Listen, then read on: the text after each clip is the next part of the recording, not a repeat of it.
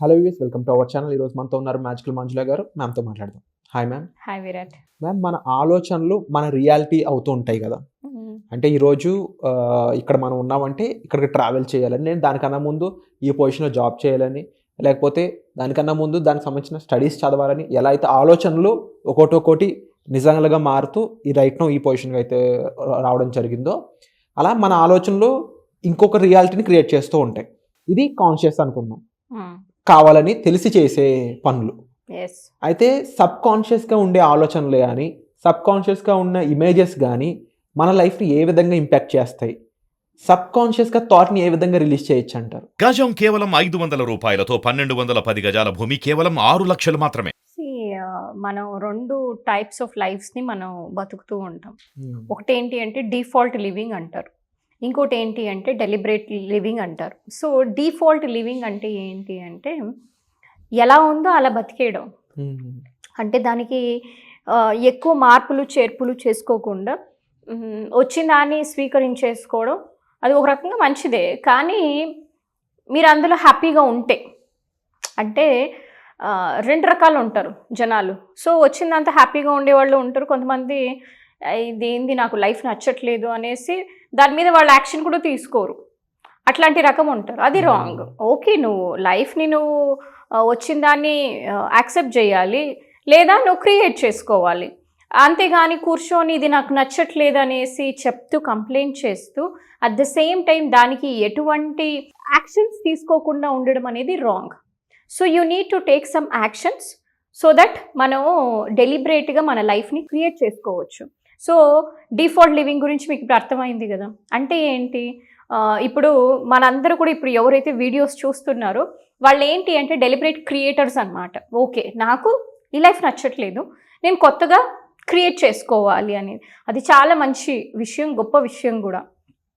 But కొంతమంది ఉంటారు ఎలా ఉన్నా అలా బతికేయడం, అందులో కష్టాలు నష్టాలు కన్నీళ్ళు వస్తే వాళ్ళు ఏం చెప్తారంటే ఇదంతా నా కర్మలే, నా తలరాత్లే అనుకొని వాళ్ళు అలా దాన్ని ఇగ్నోర్ చేస్తూ బాధపడుతూ ఉండడం అనేది చాలా తప్పు విషయం. ఓకే, మీరు కర్మను అనుభవిస్తున్నారు, ఆనందంగా అనుభవించండి, అంతేగాని దాన్ని కంప్లైంట్ చేస్తున్నారు అంటే మీరు ఇంకో కొత్త కర్మ క్రియేట్ చేసి దానికి ఇంకా 100 రెట్లు కష్టాలని అనుభవించాల్సిన పరిస్థితి వస్తుంది అన్నమాట.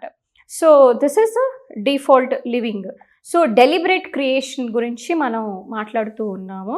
దానికి సంబంధించి మనం conscious mind, sub conscious mind, మనం సబ్జెక్ట్ అంతా కూడా దీని మీదే మనం ప్రావీణ్యం తెచ్చుకోవాలి. అసలు కాన్షియస్ మైండ్ ఏంటి, అసలు మెయిన్ థింగ్ కాన్షియస్ మైండ్ అనేది అందరికీ తెలుసు. ఏంటి, మనం న్యూ మైండ్ అంటారు దాన్ని.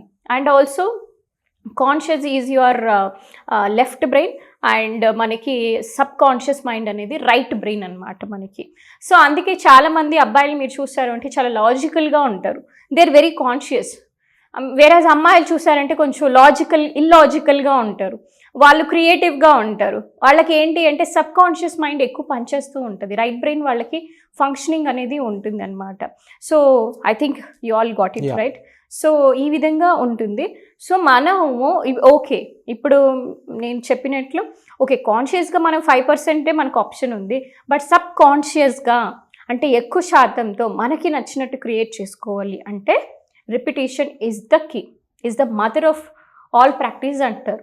అంటే ఇప్పుడు ఈ 5% కాన్షియస్ మైండ్లో ఉండే ఒక ఆలోచన అది బిలీఫ్గా కన్వర్ట్ అవ్వాలి, ఒక ఎమోషన్గా కన్వర్ట్ అవ్వాలి, ఒక ఫీలింగ్గా కన్వర్ట్ అవ్వాలి, ఒక హ్యాబిట్ రూపంలో కావాలి. దానివల్ల ఒక యాక్షన్ తీసుకుంటాము, యాక్షన్ వల్ల రిజల్ట్ వస్తుంది. దానికి మనం చేయాల్సింది ఏంటి అంటే పదే పదే దాని గురించి ఆలోచన చేయడము, దానికి సంబంధించిన యాక్టివిటీస్ చేయడం, వర్క్ చేయడం. సో దాని ద్వారా ఏమవుతుంది, మళ్ళీ మళ్ళీ మనం రిపీట్ చేస్తూ ఉంటే మన సబ్ కాన్షియస్ మైండ్లో స్టోర్ అయ్యి అదొక ఎమోషన్ లాగా, ఒక ఎంపవరింగ్ బిలీఫ్ లాగా క్రియేట్ అయ్యి మనం ఒక యాక్షన్ తీసుకోవడానికి మనల్ని ఒక పుష్ మోటివేషన్ లాగా ఉంటుందన్నమాట sub conscious. And it is also inspiration, more than motivation కన్నా కూడా ఇట్స్ ఎ ఇన్స్పిరేషన్. ఎందుకంటే మీ లోపల నుంచి వస్తుంది, ఎవరో బయట నుంచి ఓకే నువ్వు చేయగలవు అని చెప్తే అది మోటివేషన్, కానీ మనకి లోపల నుంచినే వస్తుంది. So it's a inspiration. Inspiration is much powerful than motivation. So ఇలా మన సబ్ కాన్షియస్కి మనం రిపీటెడ్గా ఏవైతే థాట్స్ చేస్తామో, ఫీలింగ్స్ చేస్తామో, గుడ్ యాక్టివిటీస్ అంటే మంచి సరైనటువంటి ఆలోచన, సరైనటువంటి ఒక భావనలు, సరైనటువంటి ఒక పనులు చేయడం ద్వారా మనకి లైఫ్ అనేది అభివృద్ధి పథంలోకి జరుగుతుంది విరాట్. ఈ ఓవరాల్ విషయంలో ముఖ్యంగా మైండ్ అనేది లైక్ హీరో అవును, ద మెయిన్ అదే రోల్. హీరో అదే విలన్ కూడా. సరిగ్గా యూజ్ చేసుకుంటే హీరో, సరిగ్గా యూజ్ చేసుకోలేదంటే అదే villain. So the main role play చేస్తుంది కాబట్టి దాన్ని మనం ఏ విధంగా ఫంక్షనింగ్ కి తీసుకువెళ్ళాలి అంటే గుర్రాన్ని చెరువు దగ్గర వరకు తీసుకెళ్ళాం కానీ తాగించలేము అన్నట్టు మనలోనే హీరో అండ్ విలన్ ఉన్నారు కాబట్టి మనకు కావాల్సిన విషయాలపై అది హీరోలో వర్క్ చేసేటట్టు ఏ విధంగా చేసుకోవాలంటారు? సో దానికి ఫస్ట్ మనం తెలుసుకోవాల్సిన విషయం ఏమి అంటే, ఇప్పుడు చాలామంది మన సబ్ కాన్షియస్ మైండ్కి విక్టిమ్ లాగా ఉన్నాం, అంటే బానిస్ లాగా.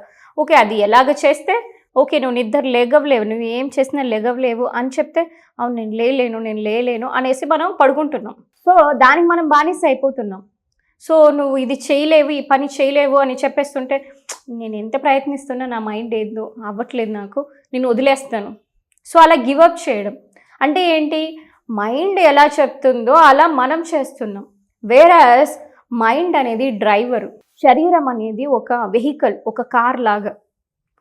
సో ఓనరే చెప్పినట్లు డ్రైవర్ నడపాలి. ఓనర్ ఎవరు అంటే నీ ఆత్మ.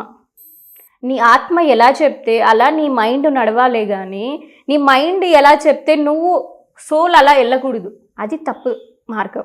అందుకే బ్రహ్మ విద్య ఇంపార్టెంట్. సో నీ ఆత్మ గురించి నువ్వు తెలుసుకోకుండా నువ్వు మైండ్ని జయించాలంటే చాలా కష్టం. అందుకే ఎంతోమంది ఫెయిల్ అవుతూ ఉంటారు.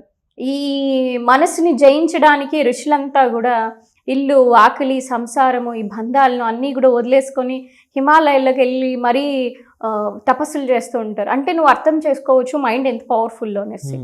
సో చాలా చాలా పవర్ఫుల్ యాక్చువల్గా మన మైండ్ని.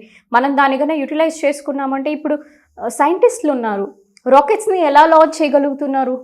వాళ్ళ మైండ్తోనే కదా. అంటే మనం చూడలేంది వాళ్ళు చూడగలిగారు. అన్ని కెమెరా కనిపించవు కదా. అంటే ముందు అక్కడ ఏదో ఉందని వీళ్ళు కనుక్కోవడం వల్ల మళ్ళీ కెమెరాలు పెట్టడమో, లేదంటే మెషిన్స్ పెట్టడమో, ఆర్టిఫిషియల్ ఇంటెలిజెన్సో, రోబోట్స్ని పంపించడమో జరుగుతుంది. అంటే హ్యూమన్ శక్తికి అంత పవర్ ఉందనే కదా. So we are very much powerful. కానీ మనకు తెలియదు, ఎందుకంటే ఎవరు చెప్పేవాళ్ళు దిక్కు లేకుండా. చిన్నప్పటి నుంచి కూడా మనకి ఓ science subject, maths subject, Telugu, English సబ్జెక్టులు చెప్తే టీచర్లు ఉన్నారు, కానీ మైండ్ కోసమని చెప్పిన సబ్జెక్ట్ ఎవరైనా ఉన్నారా అంటే ఎవరు లేరు. ఆత్మకు సంబంధించిన చెప్పిన ఒక టీచర్ ఉన్నారా అంటే లేదు. సో ఇది మన ఎడ్యుకేషన్లో ఉండే డిఫాల్ట్స్, అంటే ప్రాబ్లమ్స్ ఇవన్నీ కూడా. సో మనం ఎడ్యుకేషన్ సిస్టమ్ని ఇప్పుడు మనం క్వశ్చన్ చేయలేం. So it is okay, at least మనం అయినా ఇప్పుడు మనకి నచ్చిన లైఫ్ని మనం లీడ్ చేసుకోవాలి అంటే ఈ మైండ్ అనే ఒక సబ్జెక్ట్ ఉంది అని ఫస్ట్ అర్థం చేసుకోవాలి. ఓకే, ఈ ఆత్మ ఉంది అనేది ఒక సబ్జెక్ట్ ఉంది, నేను అర్థం చేసుకోవాలి. ఏది ఏ స్కూల్లో, కాలేజెస్లో చెప్పట్లేదు దురదృష్టవశాత్తు. అదే మేము తీసుకొని వస్తున్నాము దాదాపు 4-5 ఏళ్ల నుంచి కూడా.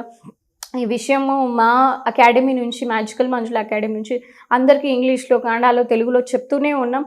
ఐ హోప్ ఇప్పటికైనా జనాలు మేల్కొని వాళ్ళు నేర్చుకొని వాళ్ళ లైఫ్ని బాగు చేసుకుంటారు అని ఆశిస్తున్నాను Virat. Wonderful ma'am. And ma'am చెప్పిన విధంగా వీటిపై మరింత క్లుప్తంగా ఇన్ఫర్మేషన్ ఇవ్వడం కోసం ఒక ఫ్రీ వెబినార్ అయితే కండక్ట్ చేయబోతున్నారు. వాటిలో మీరు పార్టిసిపేట్ చేయాలనుకున్నట్లయితే కామెంట్ సెక్షన్ నుంచి గూగుల్ ఫామ్ ఫిల్ చేసినట్లయితే మీరు ఆ క్లాస్లో పార్టిసిపేట్ చేయొచ్చు. డౌట్స్ ఉంటే మీరు డిస్ప్లే అవుతున్న నెంబర్స్ కాల్ చేసి కూడా ఇన్ఫర్మేషన్ తీసుకోవచ్చు.